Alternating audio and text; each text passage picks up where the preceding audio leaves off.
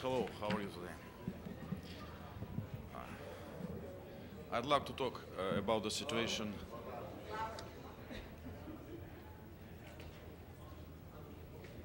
If you don't mind. You don't mind? Thank you very much. I'd like to say a few words about the situation in the east of Ukraine. We are deeply disturbed by the continued violence in eastern Ukraine. As it turns out, the much-touted so-called Poroshenko peace plan turned out to be nothing more than a smokescreen for an intensified punitive operation in the east of the country, which is taking an increasing toll on the life of civilians and, for that matter, on the lives of combatants as well. The international community, with the active role of Russia, has tried to produce an impetus for a political settlement of the situation there.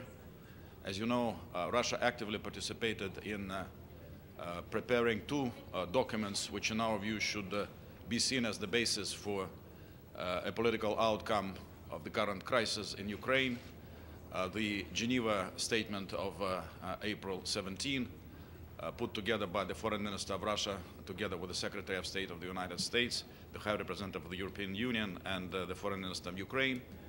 And the latest political effort was the joint declaration adopted in Berlin by the foreign ministers of Germany, France, Russia, and Ukraine.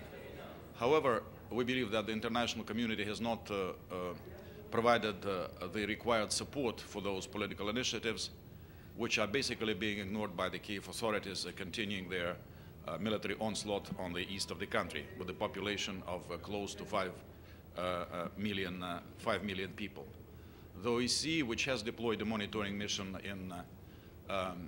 in Ukraine, has not been able to generate new political momentum and seems to be stagnated in an effort which has been undertaken there by the Russian Federation for it to make the next political step to help the parties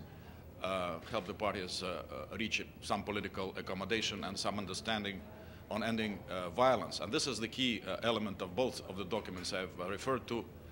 The Geneva statement of April 17 talks of ending violence. The joint Berlin Declaration of July 2, the first paragraph of that declaration talks of sustainable ceasefire, but so far the military operation tragically continues. Also, as you know, the Security Council has not supported the initiatives of the Russian Federation, which we have undertaken twice in the past few weeks. We put two draft resolutions of the Security Council on the table, which were stonewalled by our Western colleagues, but we believe that we need to keep trying, and we hope that it will become clear, after all, to our partners in the Security Council, all members of the Security Council, that we should not allow the situation in the east of Ukraine to get out of hand, because it would have really dramatic, tragic consequences for the people in that part of Ukraine, but also, we believe, for entire country, neighboring country of Ukraine. So today we have decided to take a somewhat different tack in approaching what the Security Council can do with regard to the situation in Ukraine. So rather than introducing a new draft resolution, we decided to focus on key elements which the Security Council needs to come to grips with. And we have circulated elements which we hope will become the core of a resolution which could be adopted by the Security Council. And I'll go through those elements. Well, first of all, we believe that the Security Council should express deep concern about the increasing number of casualties among the civilian population, including women and children, as a result of intensified combat operations, as well as about the destruction of civilian infrastructure. The Security Council, we believe, should express its support for international proposals aimed at the settlement of the domestic crisis in Ukraine, namely the Geneva Statement of April 17 and the Berlin Joint Declaration of July 2. The Security Council should voice an imperative demand addressed to the Ukrainian parties to the conflict to cease violence and fully implement the provisions of the above-mentioned documents. And finally, the Security Council should call on the OEC to facilitate the settlement of the conflict by means of its special monitoring mission in Ukraine. In addition to that, you may know that in the contacts which President Putin had in the past few days with the presidents, through teleconference with the presidents of Germany, France, and Ukraine, we came up with the proposals that in order to help end violence in Ukraine, the Russian Federation would allow Ukrainian border guards to be deployed on 2 crossing points on the Russian side of the border, obviously the Russian crossing points on the border with Ukraine, and also the Russian Federation would allow OEC monitors to be deployed there to make sure that nothing is happening on the border which could be seen as helping to intensify conflict in the east of Ukraine. Unfortunately, so far, as I mentioned, the OEC has not been able to follow through on this offer of the Russian Federation, which we regard actually as agreement, which was reached in that quadripartite format between us, France, Germany, and Ukraine.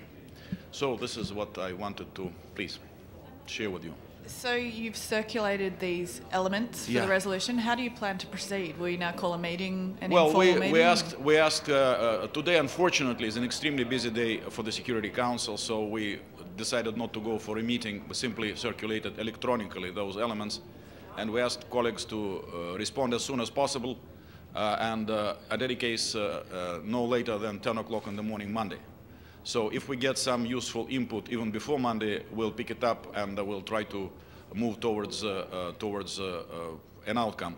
And let me say just once again, we decided to use this different approach, maybe a longer approach. Sometimes it may seem that putting a draft on the table is easy and a faster track, but we're really trying to find a way to get to some common ground. So we think that those 4 very simple elements should be simple enough for the Security Council if there is an interest on the part of the members of the Security Council to contribute to ending the violence in Ukraine, and if finally the realization is coming that the current situation is intolerable and we have over 100,000 refugees from Ukraine in Russia, we have several thousand people crossing the border every day.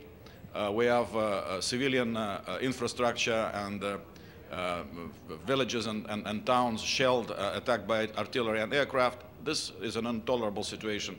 But simply producing an ultimatum that people must capitulate and be subjected to a witch hunt, which we see happening in Slavyansk, for instance, which has been taken over by Ukrainian armed forces. This is not something which we see as realistically happening. So in order for things to happen, first of all, there must be a sustainable ceasefire. In the context of that sustainable ceasefire, we are prepared to do the arrangements on the border, which I have described to you, and there must be contacts.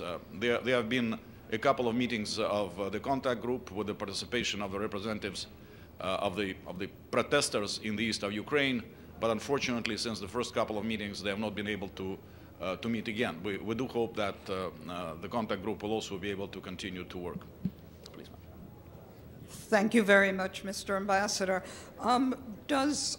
It was hard to hear back here the points that you made, but I don't think I heard any reference in these 4 points to asking the pro-Russian militias who are now controlling Donetsk, at least, to do anything. Are they mentioned at all in this? Let me repeat the third actually element which we are offering. Imperative demand addressed to the Ukrainian parties to the conflict to cease violence and fully implement the provisions of the above-mentioned documents. So that does include the conflicting parties, yes. It's not only something which is directed at the Kyiv authorities. Matthew. Sure. It's said that Ukraine is blocking some TV stations. I don't know if you'd heard that in terms of, and also the U.S. seems to dispute UNHCR refugee numbers. UNHCR said more than 100,000 crossed, and the U.S. government is saying this is only Russian statistics, and somehow they distrust it. I think, well, first of all, was it today or yesterday, UNHCR finally came up with their own assessment, and this is very close to our assessment.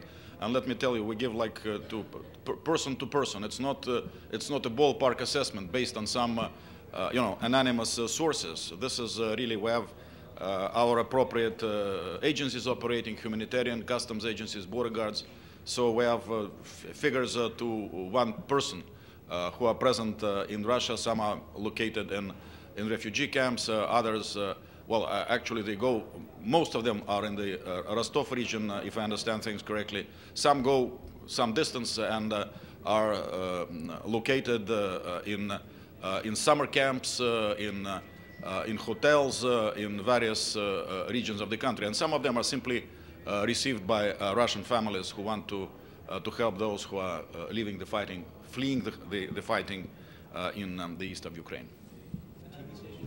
Have you heard well, that? they have been conducting an adamant campaign against Russian media. As you know, as a result of that campaign, some Russian journalists, not only Russian journalists, were killed in the east of the country, but also there has been a campaign of blocking the radio and TV stations, not allowing the journalists to operate, enhance hostility, increase hostility against Russian journalists. So those Russian journalists who operate in Ukraine and Kyiv and maybe some other places, they face hostile environment, but they continue to do their job anyway. I'll ask you a question about Gaza. Why has the Security Can Council... we Okay. finish with Yep. Ukraine, and then if you wish, I can say a few words. Any more questions about Ukraine? Just what makes you think that perhaps at this point there would be Security Council support for these elements when the Council has been unable to do anything in the past? Well, maybe some of the members of the Council were under the impression that the Poroshenko plan would be some kind of a miracle wand which would settle the situation there immediately, which could not have been the case. You will recall that immediately we heard about it, we voiced some concerns about some elements of the plan. Of course, the promise to end violence, to end the use of military force, sounded like encouraging, but it has never materialized. But other elements, basically an ultimatum, a call on the protesters to lay down arms with vague promises of some amnesty, and now we're seeing on the ground what's happening. As I say in Slavyansk, it's treated as an occupied territory where they are conducting their witch hunt and looking for people who were loyal to the protesters, and given the fact that this is an area where there are many people who expressed their protest, not all of them, of course, militarily, but politically. This really sounds as creating an environment of fear in Slavyansk and other villages which may have been sort of now reoccupied by the Kiev military. So, again, let me repeat, I do hope that the realization will come to the members of the Council who were blocking our efforts in the Council, that something needs to be done, that simply this idea that, people in the East are wrong and the Kiev authorities are right and Russia is to blame for everything, this is not going to lead anywhere. This can cause even more serious trouble than we're seeing now, with very grave consequences both for the civilian population and the civilian infrastructure and for Ukrainian economy, if you will. So if they want to return Ukraine to any semblance of normalcy, economically, politically, in humanitarian terms, we must act as quickly as possible. It's the responsibility of the members of the Security Council to try to help that happen. If this request is ignored by members of the Security Council, Russia has mentioned or mentioned in the past that they would not watch the Russian civilians in those areas being targeted. Are there any actions that we can expect as a result? No, we are trying to do our best to help people in Eastern Ukraine in humanitarian terms. There is, if you watch our media, there is no secret where our sympathies lie, because we do believe that the people in East Ukraine have the right to voice their concerns. I mean, maybe as a background thing for you, President Yanukovych was toppled as a result of a violent coup in Kyiv in February, and he was elected mostly by votes of the population of Eastern Ukraine. So it is their president who has been thrown out of Kiev by force. So, and all those other things which followed immediately after that, an effort to suppress the use of the Russian language, and then instead of trying to look for national unity, talking in terms of a government of victors, etc., etc. So they clearly were extremely concerned about what was going to be the next thing facing them, and the Kiev authorities made no effort at all to enter into any kind of dialogue with them. And for a long while there was no effort of any kind of military resistance in eastern Ukraine. Only after a number of instances where the Kiev authorities missed an opportunity they had to establish a genuine dialogue with people in eastern Ukraine, all this trouble started brewing. So we are very actively participating politically. We are trying to be helpful politically. We are providing humanitarian support. We do not want to see any military escalation. We want things to de-escalate militarily. And this is the main goal of all our efforts, including this new effort in the Security Council. Anything else? Can I ask on Syria, on the humanitarian This gentleman resolution? wanted to be the first to depart from Ukraine, so please. Ambassador, could I ask you your comments on the current situation in Gaza, and can you explain to us why the Security Council hasn't even been able to come up with a statement? As far as Russia's position is concerned, of course, we're extremely worried about the situation between Israel and Gaza. We have always condemned all crimes which may have been committed against Israel. We are very worried and condemned excesses and situations where one can say that international human rights law and humanitarian law have not been observed. We believe that there must be a mutual ceasefire as quickly as possible, and we would like to see maybe a repetition of the experience of November 2012, when Egypt was able to negotiate or mediate a ceasefire arrangement between the Israelis and the Gaza authorities. So we very much hope that this is something which is going to happen as soon as possible. Why no statement? Well, I can only share my observations with you, because after we had that discussion yesterday in consultations, the Jordanian DPR said that in the course of those discussions, the Jordanian delegation has identified some elements which could provide the basis for such a statement, and then they retreated to talk to the American delegation. That was the end of it. We never received any draft press statement. Humanitarian resolution.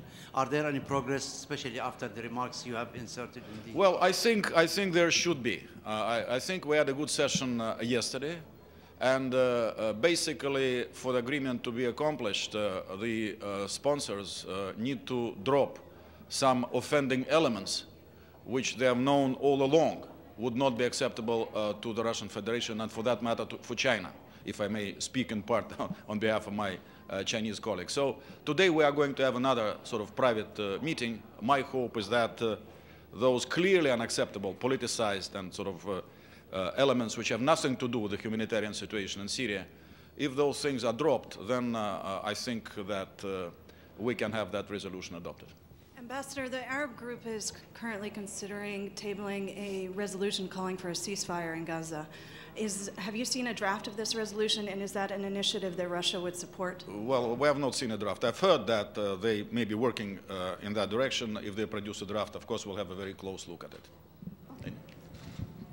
Mr. Ambassador, what's the status of the resolution that you had circulated some weeks ago about terrorists getting their hands on oil fields and it's not a resolution. It's a draft PRST, and you know we're working on it, and I think there is a realistic chance that we'll have it adopted. I hope so, because who can argue against the need to